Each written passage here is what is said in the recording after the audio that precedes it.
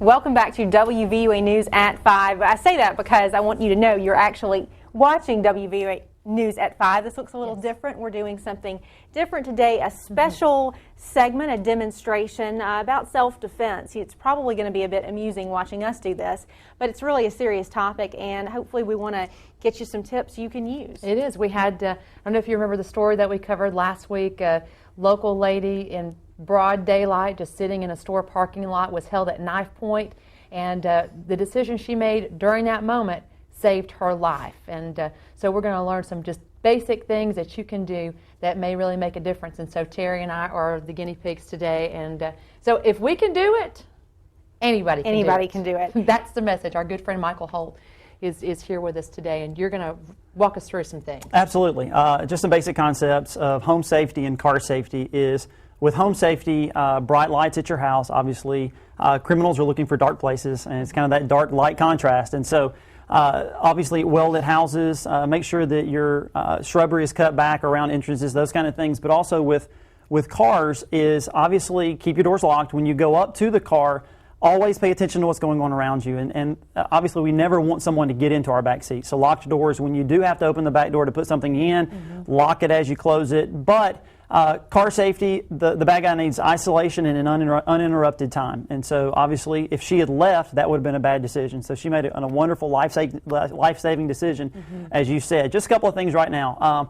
Let's think about bad guy versus a bad guest. There's our bad people, but let's talk about inside your home right now. Let's say that something's going on, or you're at a social event, and there's people that you kind of know, but something bad is about to happen. So we have what's called our defensive posture. So if we can face this way for me, just take your right foot, put it slightly behind you, and put your hands up in front of your face in just a cup position. Fantastic. Looks good. This is just a defensive position. Your body is sideways, vital organs sideways, and we're defending ourselves. Okay. From here, we're talking down. The tone of our voice goes down, and we're just protecting.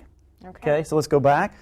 Nice. Okay. Someone approaches you, step back, and hands go up. Say, stop. Remember, we're not closing our fists. We're not ready to fight. We're just trying to stop the situation. What should we say, Michael? Excellent. Diffuse it with your voice. Stop. I'm sorry. Sorry I got your parking place. I'm sorry. I'm sorry. Whatever the concept is, but you just talk it down. But you said use your deep voice. Well, just talk it down. Sorry. Obviously not I'm sorry. Not escalating the conversation. But then there's just some basic escape moves. So most common attacks are a wrist grab, head grab, or a bear hug from behind. Okay, so we're just going to cover really fast. If someone comes up and grabs your wrist, all of us are used to clapping, so I want you to just take your hand, clap onto your own hand. Okay, now you're going to pull backwards and turn down as you do. Nice, okay?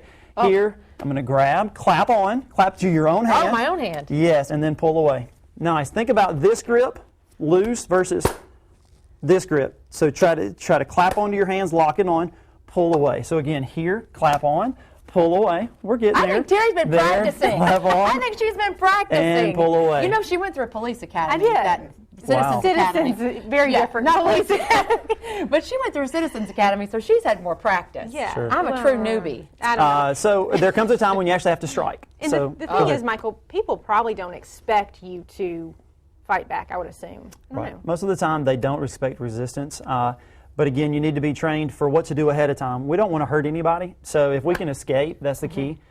Always know the exits in a room that you go into. If you walk into Target, know where the exits are, those kind of things. But obviously, we've got striking, and so it might escalate to the point of actually having to hit hard part of your body against the soft part of their body. The nose is always great. So we may have to hit.